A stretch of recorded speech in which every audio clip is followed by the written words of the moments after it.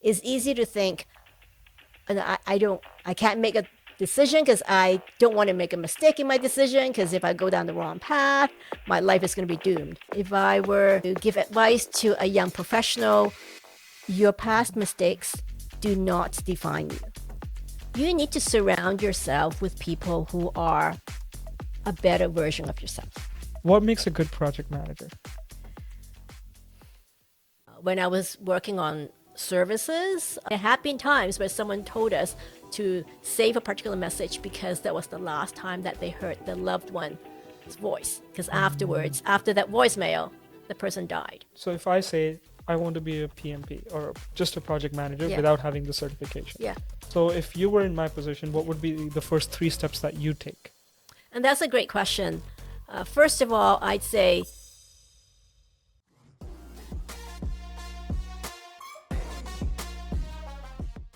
Welcome to the Survive to Thrive podcast. Today we have Winnie. Winnie, my question to you is the way that LinkedIn describes you, it says that you're a electrical engineer and a program manager. So I'll give you a couple minutes to really describe yourself outside of what LinkedIn says about you. yeah, certainly. Okay, so what those two things about me, they are correct. So my training is as an electrical engineer, and I worked as an engineer for the first half of my career, I'd say. I have been in the business for a number of years, old enough to see the rise, or I would say the birth of the internet, the start of the ISP, and also the high-speed internet as well, and then the tech boom, the tech bust, and so that was my electrical engineering career. I was managing engineering team at that time, doing service development. It was a lot of fun. And about, I would say, when my kids were really young, I decided that I just wanted a better work-life balance, and that was the time that I switched to project management. And so my second half of the career was in project management, which led me to program management. And people may ask, well, what's the difference between project and program management? Projects are, you would say there's the, start date, definitive end date. That is the definition of project management. It's really an endeavor to have a particular outcome, whereas a program, it is usually a number of different projects together achieving a particular business outcome. And program can be ongoing because you would have projects coming on, projects coming off. So that's what I was doing for probably the last, I'd say, I have to count. It is about last 11 years of my career at TELUS was as a program manager. Right. And now you have your own consulting too. Famous collab consulting. So that's the career part, right? But what are you really passionate about, Winnie? I'm passionate about leadership development. I'm also passionate about making things better, finding a better way of doing things. So that's one of the reasons why when I was in program management at TELUS, I was working on projects to look for operational savings, to look for automation, and to improve the way that we interact with customers. My 11 years in program management was in customer service operations, and the last 7 years of that was very specifically looking at how we can do field services better. And it was a very, I would say, it was a very interesting job. I think when you take a look at other program managers at TELUS, they may have the same title, but I felt that I had a lot of autonomy. My job included business development because I was the business owner of the fuel system ecosystem. So it meant that I had direct oversight on the roadmap of the evolution of the system and taking a look at when we need to add features, when we need to change it out, do we sunset a particular system, like all of those things I had responsibility over. And so that gave me a very broad range of responsibilities, and I really enjoyed that very much. Mm-hmm. Yeah, and so going back to what's my passion, it is part of it is working with people, leadership development, helping them to really break the barriers in what they think is their potential and go beyond that. And then the other thing is it is that operational improvements, looking for better ways to do things via technology. Because as an engineer, Mm-hmm. my passion is technology as well. Right. Yeah. You know, the intention of this episode really, Winnie, is to talk to that 20-year something, 20-year-old who is in university or just graduating from it very soon. And I want you to talk about electrical engineering phase of your life, Okay. right? Why did you choose that? What did you learn from it? And for someone who is in the electrical engineering now, what opportunities do they have? Mm-hmm. Okay. So um, I studied electrical engineering, but working at TELUS, I was more a systems engineer. So I was working on a lot of service design. I would say system design for services. So when you think of 1-800 services or voicemail services, those were the things I was working on. So I was very interested in how we can make it easier for customers to use the various telecom services. Mm, And I would say that right now, as an electrical engineer, really, you can go with the very traditional electrical path, which is more working with a larger engineering firm and being responsible for the electrical installations. And that is definitely a valuable path. I mean, that type of work will never be replaced by AI for sure, right? And but that was not my path. My path was more systems and working on services. And so I would say it kind of morphs a bit more into that product design and service design. So if that's something that you're interested in, then I would say, right now there's, a lot of growth in those areas because there are so many services and applications out there that are web based. There's so many tools out there as well. Like every day we get new applications and services that are really vying for our attention. And so I would say, if that's kind of what you are interested in, chances are you're most likely studying computer engineering or systems engineering right now. mm. And when you said that it's not the path that you wanted to take, what made you realize that it's not the path? Um, when I started working at TELUS at that time, I ended up, instead of working on the equipment, I found that I was drawn more to working with marketing on services. Mm, So I think that was really the difference. There were certainly some of my colleagues who started at the same time as me who just loved working in the engineering labs and designing working with equipment and working on this very technical side. Whereas I was more interested in looking at the flow of the service and how the customer would interact with the service. And so mm, I think that was really kind of what drew me more to working on services instead of the purely technical side. mm-hmm. And when you were in year one of studying your degree, why did you pick that in the first place? I just really like the math and the physics, and also the labs are really cool. Mm, that's what you really liked about it. Yeah, yeah. And really, I'd say whatever you choose for your first degree, don't feel that you have to work in that area. Your first degree, when you go through it, university, it's really, you're learning how to learn. You're learning how to apply what you have learned and how to absorb, the kind of work that you end up doing likely will be very different. If we talk to many people who have gone through university, you will find that the work that they finally end up doing after the first couple of years is likely very different from what they studied.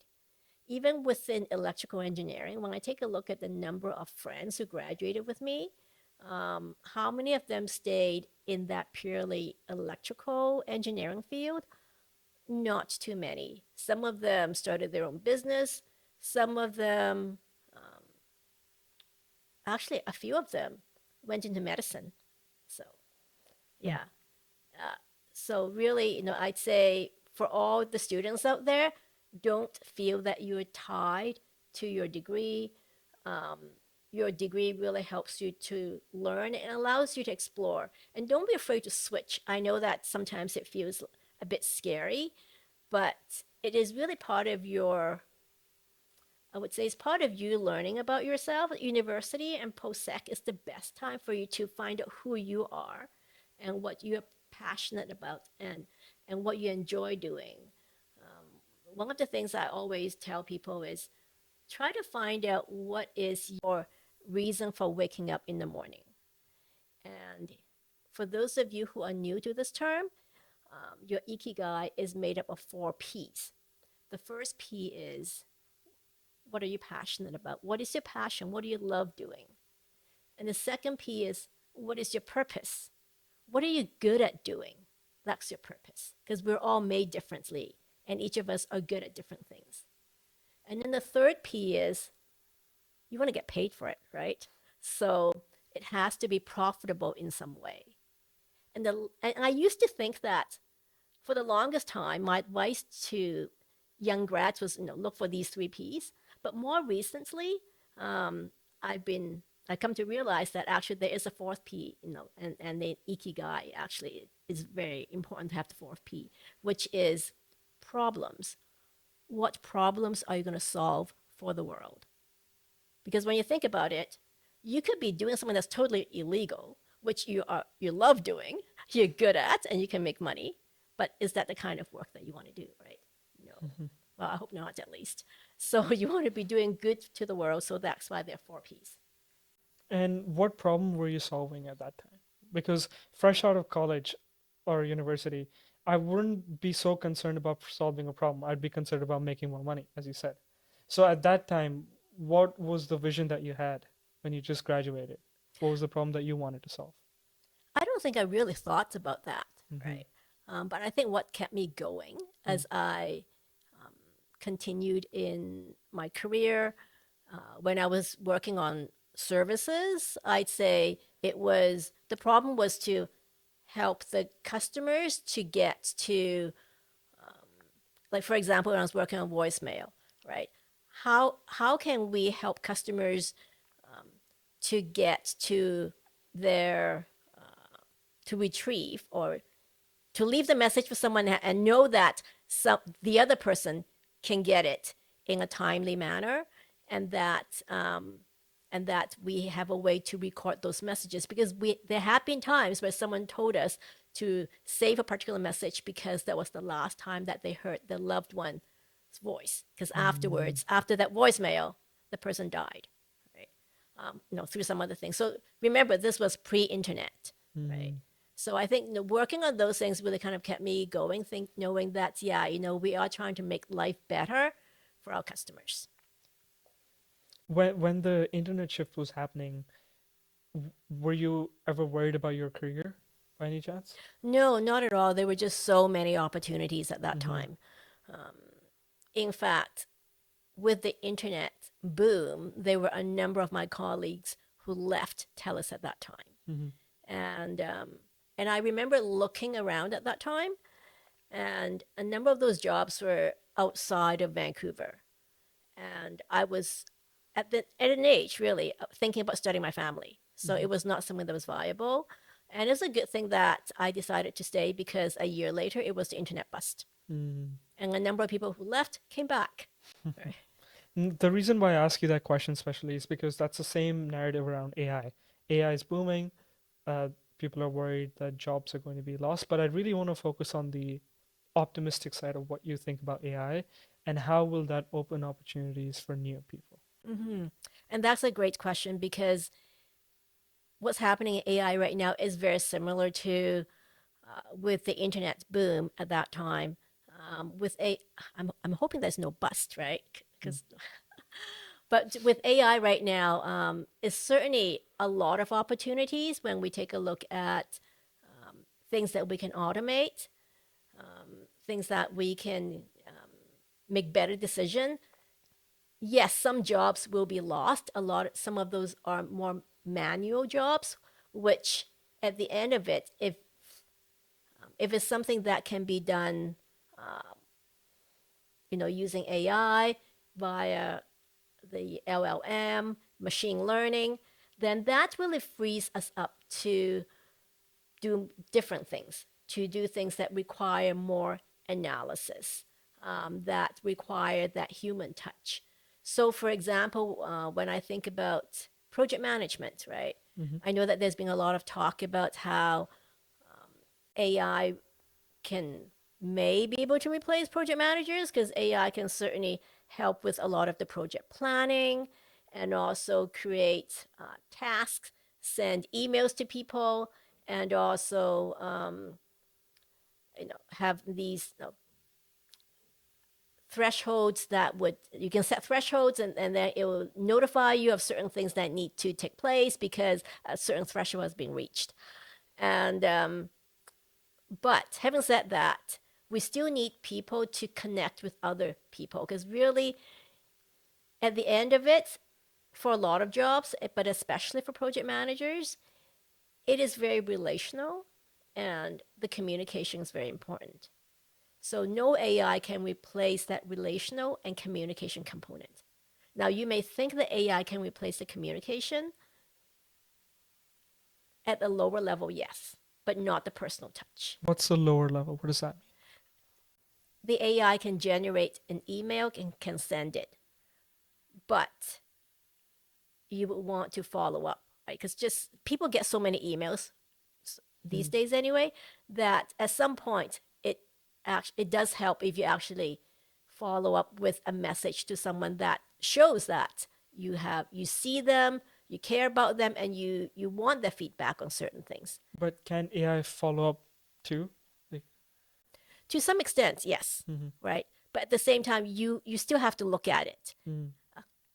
And when you think about a lot of the AI messages, I think at this time it still probably sounds a bit more scripted. Mm-hmm. So unless you can actually find an AI agent that sounds very much like you, that you can train it to be like you to communicate, Mm-hmm. it's going to be a while Well, before we get there. absolutely. And going on that tangent, I'd also add that AI avatars is also a new thing. Have you heard Hmm. about them? Because a lot of Yeah. companies are actually sponsoring AI avatars to work for them instead of sponsoring real people who have more needs or more variation in their quality of work. So that was quite interesting. Thank you for sharing that. Yeah. Yeah, I think with the AI avatars, again, it's very specific to a particular job. So again, it goes back to jobs that are certainly more repeatable. You can put a box around it. Those are the jobs that will go. Hmm. Right? But it certainly allows us to be more creative, to look at other things from a more tangential perspective, and look for opportunities. So I don't think it's I don't think it's as dire as some people think it is. I think there are just a lot of opportunities with AI, and when you take a look at the AI field, we still have not solved a lot of things relating to privacy, right? And also, what kind of data do you need to feed into your LLM so that is intelligent? And where's the data source? So even if you know what type of data you should feed it, where are you going to find the data source? Do you have it readily available in your company, or do you know where to find that? How can you keep the data up to date? How do you know that your AI agent is not going to be spitting up garbage, Mm-hmm. right? So I think, for some of the AI agents that we are using today, like ones that take notes for your meetings, well, it's a very defined data set, right? Because it's just looking at what's happening in the meeting. But once you want it to do more intelligent things and start going outside to look for information, then you need to be very careful what data source is looking at. So I think there's certainly many opportunities for us to refine how we use AI. Hmm. Winnie, do you have any experience in hiring project managers? Yeah, I do. Yeah, I've hired quite a number of them. What makes a good project manager?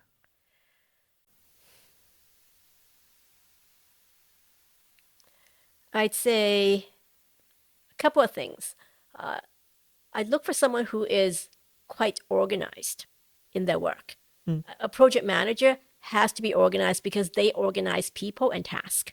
If they themselves are not organized with how they manage their time, how they manage their work, that's going to be a challenge.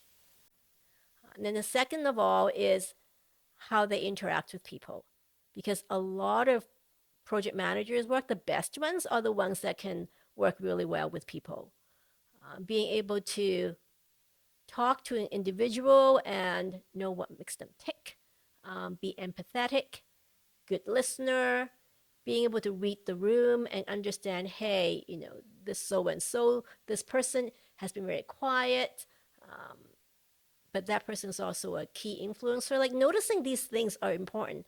So I always look for people who have that personal touch and can work with people Mm-hmm. and also organize. The rest of it, they can learn, right? Hmm. Yeah.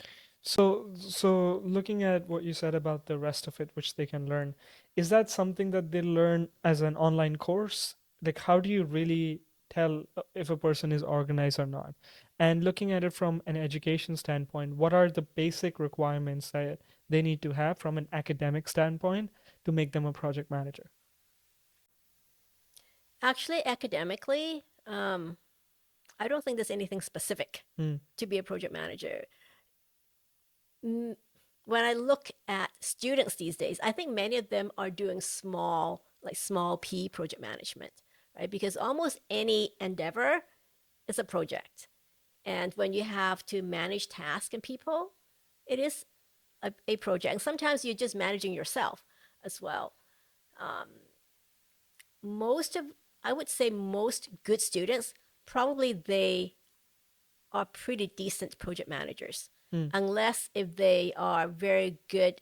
No, if they're what they're good at doing is very super niche, then maybe that's all is needed for them to to get really good grades. In which case, then maybe they're not good project managers. But chances are they have partnered with other students who are good project managers, so that in group project they can deliver. Hmm. That when I work with people who want to become project managers, usually they would start. I would have them share with me what project work have they done in terms of coordinating. So before they manage, right? What task have they coordinated, and Hmm. what people have they worked with? So Hmm. those would be a good sign as to how suitable are they for this field. And certainly there are a lot of online courses that you can take. I don't always tell people that they have to be a PMP. I think to be a certified project manager is something that is a nice designation behind your name. But I've come across people who don't have the designation and are very good project managers, and vice Hmm. versa. Okay. And for myself, I was I started doing project management, really kind of just I would say without specific training, but because I've managed people's work as a manager, and worked with other project managers. So I just really started it from there. And I pretty much worked as a project manager for a good like 9 years, 9, 10 years before I got my PMP. Got it. Yeah.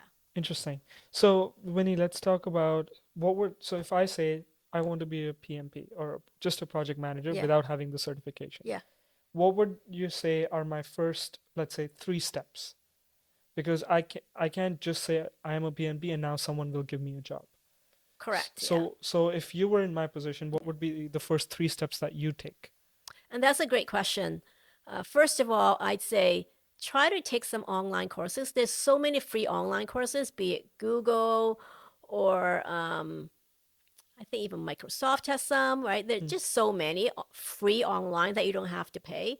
I would say don't worry about getting a designation. Take some online courses. Second thing, get yourself working on a project. It can be a volunteer project, can be something that's not related to work. Um, for example, for me, what really gave me the confidence that I could do project management was that early on in my pivot to project management, I volunteered to run a fundraising gala for my kids' school, Hmm. and um, and that was basically it's like a 6 7 month project, managing parent volunteers. So when you think about it, it's actually quite challenging in terms of managing people because none of these people they're not employees. They're all volunteers. They're parents, right? So they're really my peers. And they've got a lot of responsibility. Yeah, yeah. So yeah, working with a few of them consistently for the 6 7 months, and then managing about 50 of them on the day of the fundraising event. Um, and then also managing a huge budget because for that event, we ended up raising about $150,000, right? But it was like, basically a fundraising gala where you can imagine, the caterer, the venue, all of those things. And I found myself building project plans for it, Hmm. which the previous people that ran the gala, they didn't have that sort of project plan. I mean, they did a great job anyway, but I found that I really gravitated to having that spreadsheet, knowing who's doing what, having a timeline for different communications. And after having done that gala, the fundraising gala, that really gave me the confidence that, yeah, you know what, I can do project management. Thank you. The good thing is that I don't even have to ask questions because you have so much experience. You're just able to really share it. So thank you for doing that. So that's why I'm just quietly listening to Yeah. you. Um, I want to know. So that was your first big project, right? What were the 3 lessons that you really learned from it Hmm.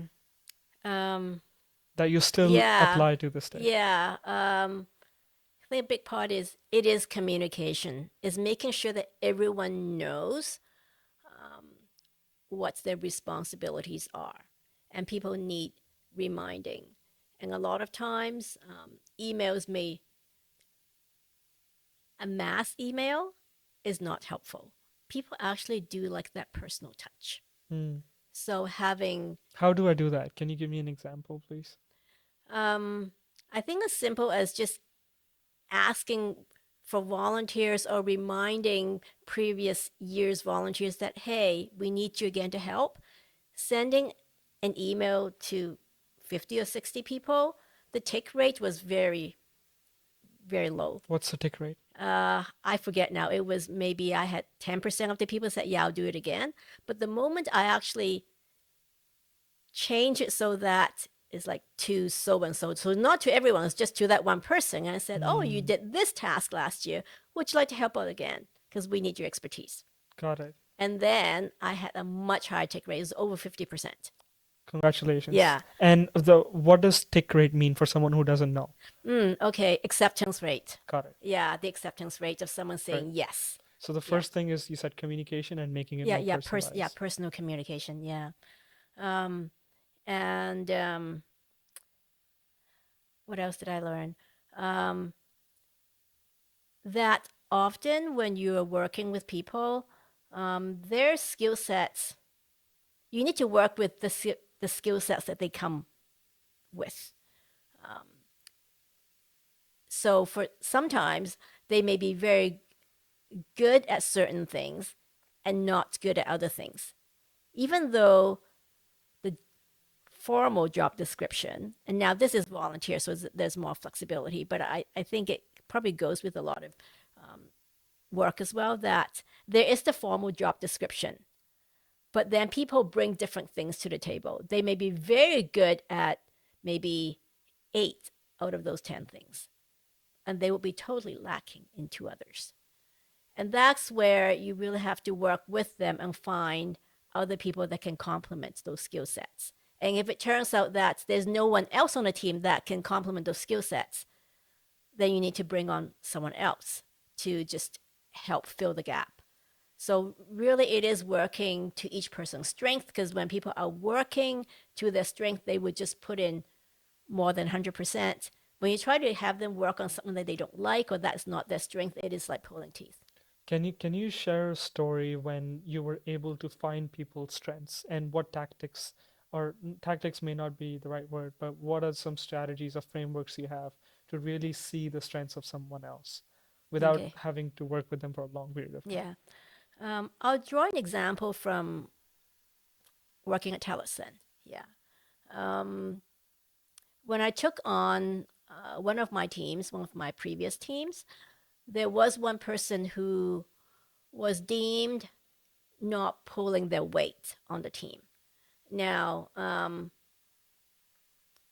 when I talked to the person, I could see that yes, the majority of the work on our team was not that person's strength. And so it was challenging, right? What do I do with this person, right? But what really helped was I really asked this person,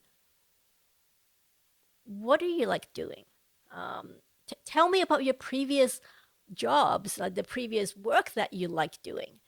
And once this person started telling me that they really enjoyed a lot of the data analysis and also working on finances, that is really, to me, I was thinking, okay, that's great.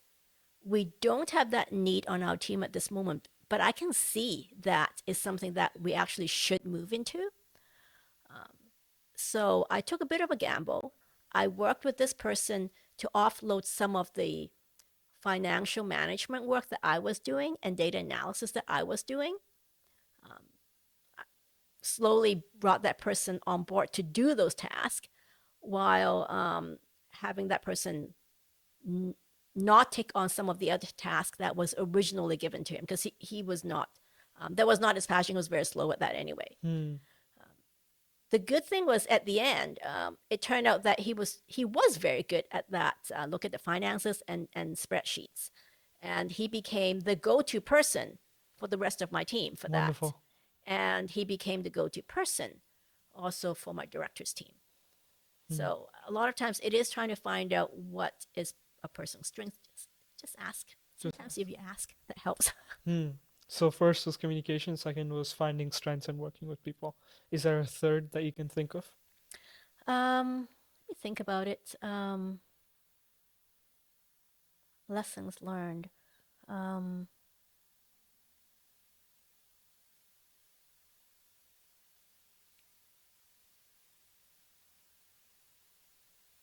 I think with any projects, it is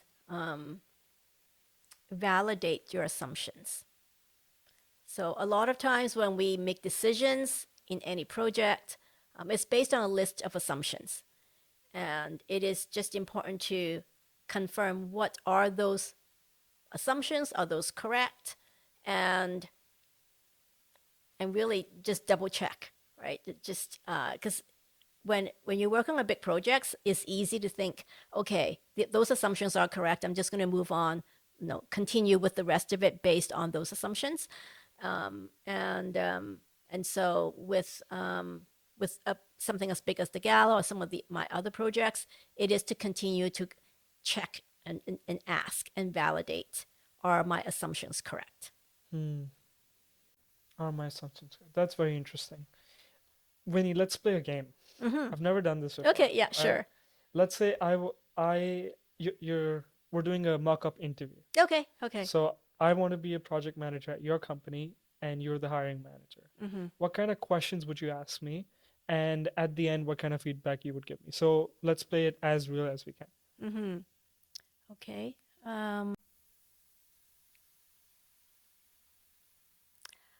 Tell me how you would deal with a conflict on a team that you're working with when you disagree with someone, or or two other people disagree on a team. Tell me how you manage those conflicts. It's funny you mentioned that, Winnie, because when I was taking my first business course last Yeah. year, that's something that I had troubles with this one person. The reason why I say trouble is because it wasn't too much about them, it was about me. It was Mm, my inability to communicate and my assuming that they understand what I'm thinking. And at that time, I don't remember the exact details, but it was the process of getting this document together that was difficult because they wanted something else, I wanted mm-hmm, something else. I thought I was following what the professor wanted, and they were following what their experience told mm-hmm. them. So the way that we really came about answering that is not through texting each other because we realized it's not Mm-hmm. working. It Yeah. was sitting down with each other, talking about the intention of the project, which is we both want to be successful at it. Mm-hmm. We both want to get 100% or Yeah. whatever. So I gave them space to kind of share why they think this is the right way, Yeah. and I did my own research. I talked to the professor and I asked them, "Is this what you want us to do?" So at the end, we came up to an agreement Yeah. to make sure that they also get what they wanted and I also got what I Mm-hmm. wanted, and we added that to the project. Mm-hmm. That's how I did it. Yeah. Okay. Good. Good. Yeah. As a project manager, conflict management is very important. Managing conflict between yourself and others, and also sometimes it's not yourself. You just have to mediate, right? So yeah, Hmm. that would be a good sign of a project manager if they can manage conflicts. What other questions would you be asking? But I won't be answering them. I just Okay. want to Yeah, know. I usually would ask, how would you, if they're conflicting priorities, how would you decide which one to go first, Hmm. right? How do you prioritize? Yeah. Interesting. And so that will help me understand their thought process, and in terms of critical thinking and decision making process. Yeah. Any other questions? Uh, some of the other ones, it really depends on the role as well, because project management is also, it can be domain specific Hmm. as well. So a project manager that specializes in the IT side versus process side, um, they're also, I guess, like domain specific questions that I normally would ask. Um, but yeah, um, I'm thinking those two are the key ones that I normally do How would you ask. answer the second one? The Which, second question that you asked. oh, in terms of priorities, That's correct. yeah. Um, you take a look at which one has greater impact if you don't do, right? So if there are two tasks and they have conflicting priorities, is it conflicting is resources, um, or do they have different outcomes? Really, so I try to understand what exactly is at conflict here, because sometimes when you really get down to it, maybe they are not in conflict.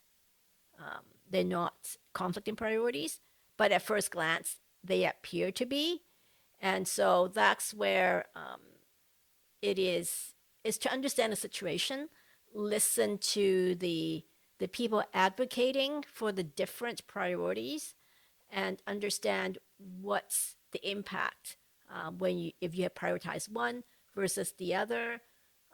What's the business impact, right? What is the business priority as well?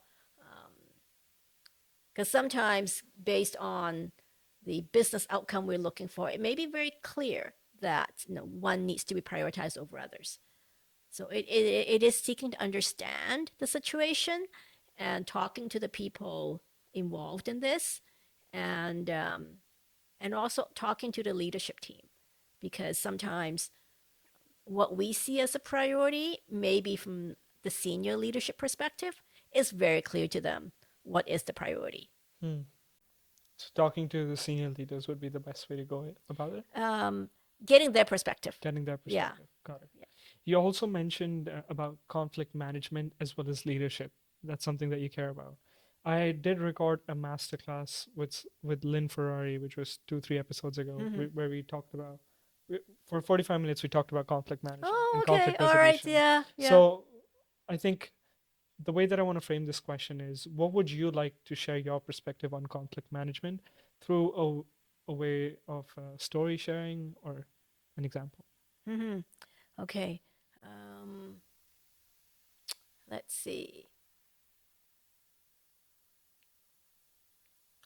Okay. It can be a short answer. Yeah. Yeah. Let me think of an example here. So, okay. Yeah. So within a recent project, um, the conflict was actually between another team and my team, and the what was perceived as being incooperative. That when my team asked this other team to meet certain deadlines, which were deemed to be important and critical to the project, the other team didn't seem to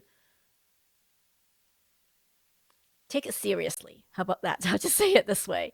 Mm. Constantly delaying and coming up with reasons why they could not meet the deadline.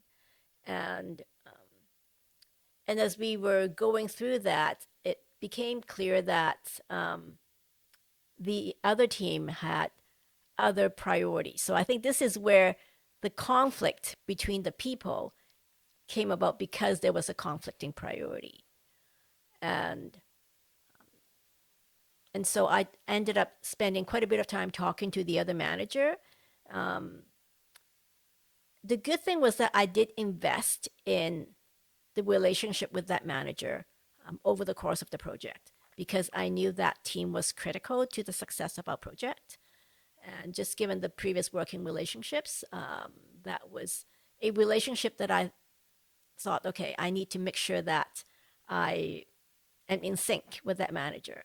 So in bringing that up, it still took a few sessions of discussion with that manager to understand the priority, what they had other deadlines, which they, in their mind, were more important. And as we worked through the details, it became apparent that we could actually relax some of our deadlines. So basically, we actually met in between.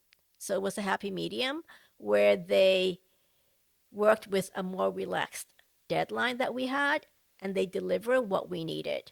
Mm. While they also did reprioritization of some of their work so that they could meet our deadline. But it required quite a few discussions because as a result of that ongoing delay, it created some, I would say, bad relationships, bad working relationships, and that just made it more difficult for the project because bad working relationships, if you don't get it resolved, it would just keep.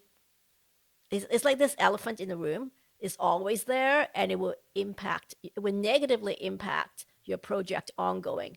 So any negative working relationships need to be resolved. We're back from our break. Yes. Yes. Winnie, off camera, we were talking about a couple of things that you wanted to bring up. For Hmm. example, project complexity. So why is that something that's important? As a project manager, it is very important to understand how complex is your project. And anytime when you increase the number of stakeholders you have on your project, or if you increase the duration of your project, make no mistake, the complexity will increase logarithmically. So when you think about, what if you have a project that takes say 6 months, and then for whatever reason it needs to extend to say 12 months, complexity will increase.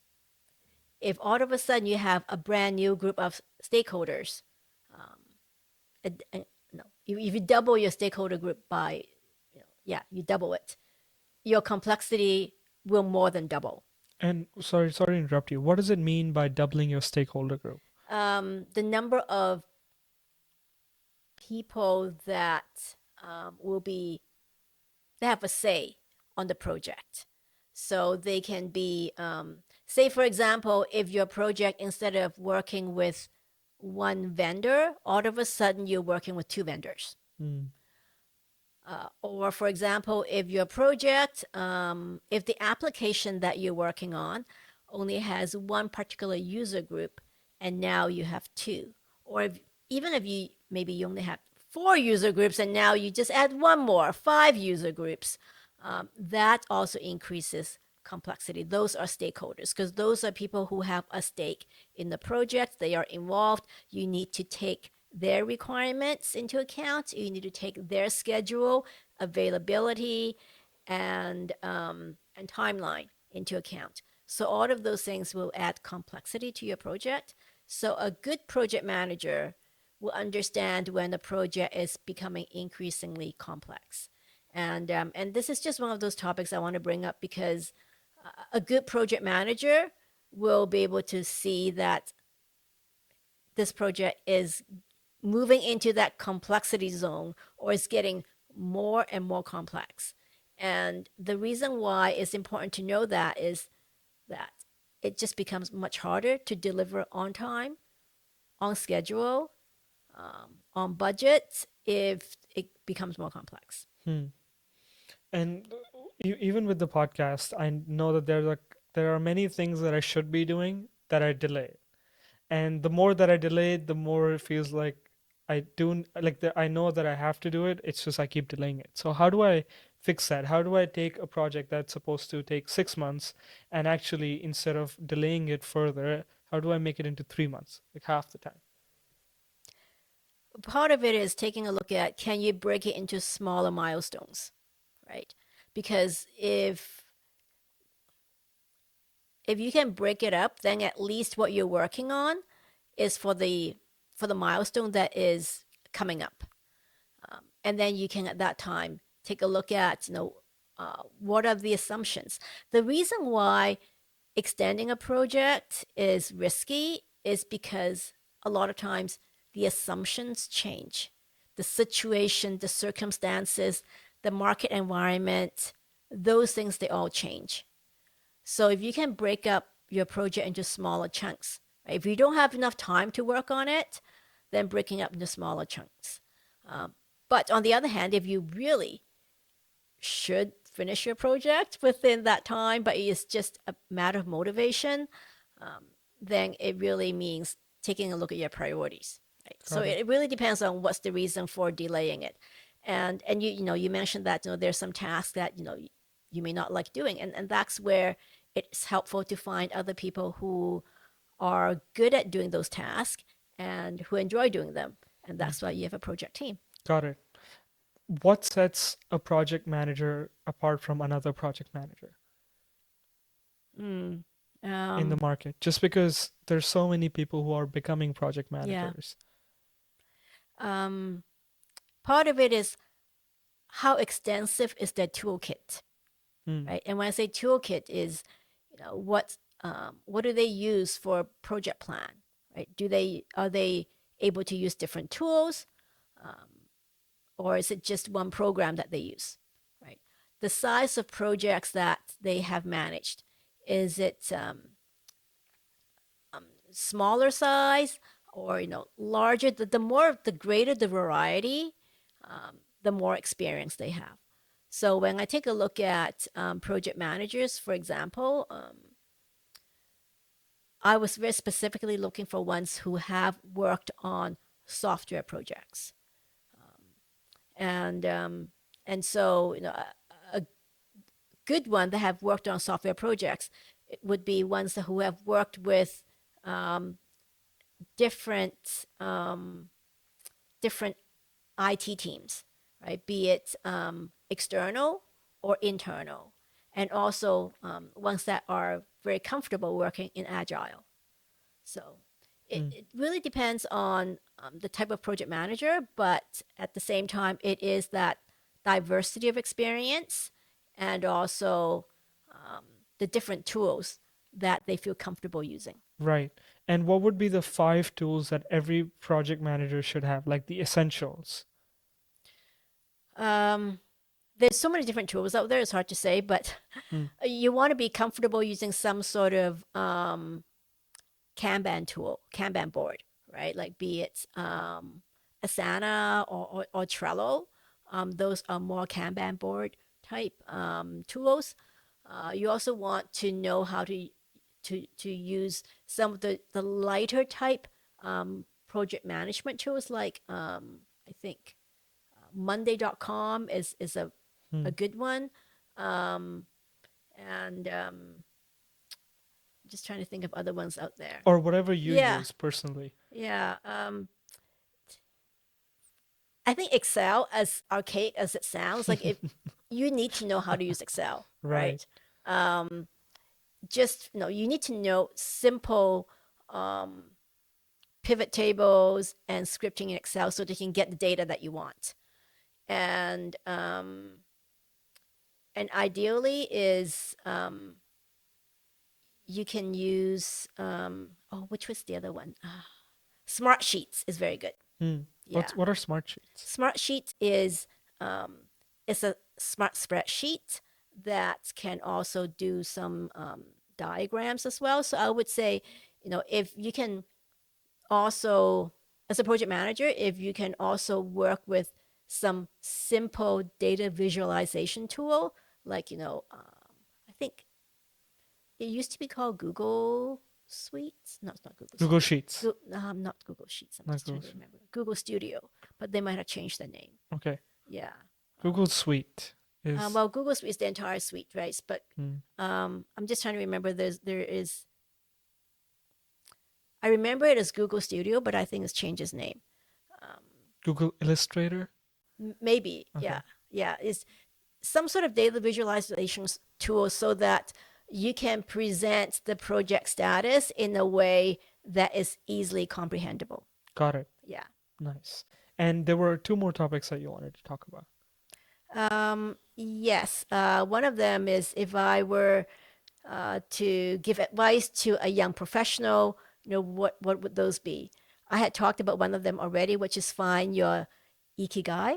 But then the other two would be know that your past mistakes do not define you. So don't let any past mistakes paralyze you. It's easy to think, I can't make a decision because I don't want to make a mistake in my decision because if I go down the wrong path, my life is going to be doomed. Right? I think it's easy for young people to think that way. That's a myth. Um, you can always, for the most part, you can pivot. And if you do make a mistake, as painful as it can be, you can always learn something from it, as long as you don't make the same mistake again. So it's important to not let any past mistakes paralyze you in terms of where you're at. When you fail, when you make a mistake, just pick up your feet, get the support that you need from your friends and family, and continue on. The Hmm. important thing is to learn from that mistake so they don't make the same mistake again. Right. Yeah. So that's number one. Hmm. And number two is you need to surround yourself with people who are a better version of yourself.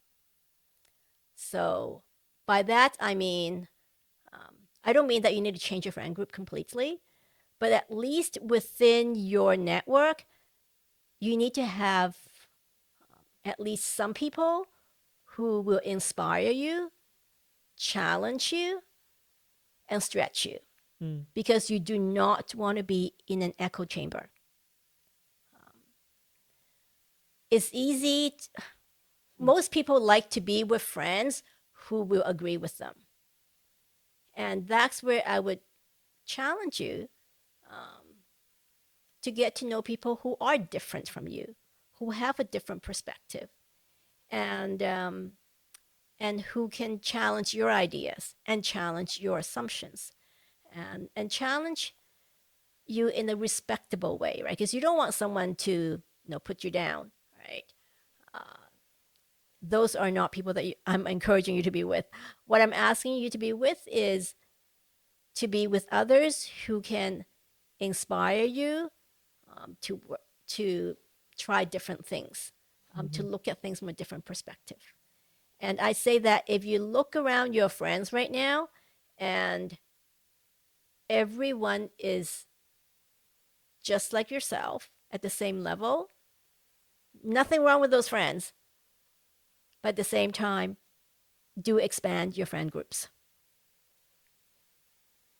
Thank you for sharing that. Winnie, if you look back at your career, at your whole life, what are you really proud of? Like, what do you think you got right? Um, I'm very proud of how I had invested in certain people's careers. And in saying that is because I have been um, a manager for a number of years, so I'm very proud of the hires that I had made. I'm also very proud of the people that I brought into various leadership development programs that I had at TELUS. Um, some of them have really grown and really they thrived and are doing really really well. And I was glad that I was at the right time and place to extend that opportunity to them. Mm, So just really glad to see that I could play an important part in someone's personal growth and career growth. Those things I find very satisfying. And when I say, career growth, it doesn't mean that someone needs to become a VP. No, it can be as simple as helping someone find that happy spot to know that they belong, that they have a purpose in the company, and they're doing meaningful work. mm. And the people who you helped, my first question is, how did you help them? And number two, what traits did you see in them that made you want to help them? Um, Perseverance. Um, yeah, they are people who really want to try hard, Mm, and they have this eagerness and this drive in them. There are also people who are humble. They know that they don't know it all, and they're willing to learn. They are ones who are eager to learn and yet humble. mm, And yeah, and usually I really enjoy the ones who come up with very innovative thinking as well. mm, Um, just that more divergent ideas. I always find that very refreshing. So all of these things usually draw me to helping someone. mm. Yeah. And you also invest your time in faith tech. Yes, I do. Yeah. Would Yeah. you like to talk about it? Yeah. So FaithTech is the intersection of Christian faith and technology. And it's an organization that was started in Canada, in Waterloo. I believe it was 2016 or 2017. And now it is in 18 countries across the world in with over 40 communities. And what we do is work on technology projects for humanitarian organizations. And Vancouver Faith Tech is one that I have the privilege of leading right now since early this year. And we've had a number of meetups. It's, it's very exciting because we relaunched pretty much because it was dormant for about a year and a half. And so when we had our first in-person meetup, there was just a lot of excitement. People were eager to meet in person and look at how they can use their God-given talent and skills and steward those talents to help others. And when I say help others, it could be as simple as when I think of some of the projects that have taken place, one of them was to track where they have shared Bibles in particular villages where you don't have any street address. And another application that was built was to help to deter people who are buying buying sex. Basically, it was an application called Buyer Resist. So feel free to look up that application. It was built by FaithTech as well. So when we take a look at these different applications that helping us to I would say to make the world better, a friendlier place, and also help those who are marginalized. That's where FaithTech operates. Mm. Winnie, the demographics of this podcast, the people who watch this, are usually between 18 to 48. So for someone who's an experienced project manager like yourself, what advice would you give them to look for opportunities to help the community just like you are? Mm-hmm. Project manager is one of the most versatile skill, or I guess actually project management, I should say, is one of the most versatile skill sets that exist. So look for volunteer organizations that you can help out with, whatever your passion is. So I think that's really, goes back to, you know, if you want to volunteer, there are many places that you can. If you want to take a look at, expanding your career, there are also many different areas that you can explore, take on bigger projects, more complex projects, work on ones that have larger impacts. I'm thinking of like in the health industry right now, there's certainly a lot of need for project managers. Mm-hmm. But yeah, in terms of volunteering, a lot of organizations can make use of this skill set. Wonderful. You recently pivoted, when I say recently, about this year, Yeah. you recently pivoted from your role as a project manager at TELUS to working on your own business. Would you like Mm-hmm. to talk a little bit about that? Yeah, sure. I started Themis Collab Consulting early this year, and it is focused on consulting in the project area and specifically in customer service operations. And I'm hoping to leverage my experience from TELUS to help organizations take their customer service operations to the next level, looking at ways to streamline, looking at ways to make their customers happier while without making a huge dent in their pocketbook. Mm-hmm. And I'm talking about the organization's pocketbook, not the customer's pocketbook. So yeah.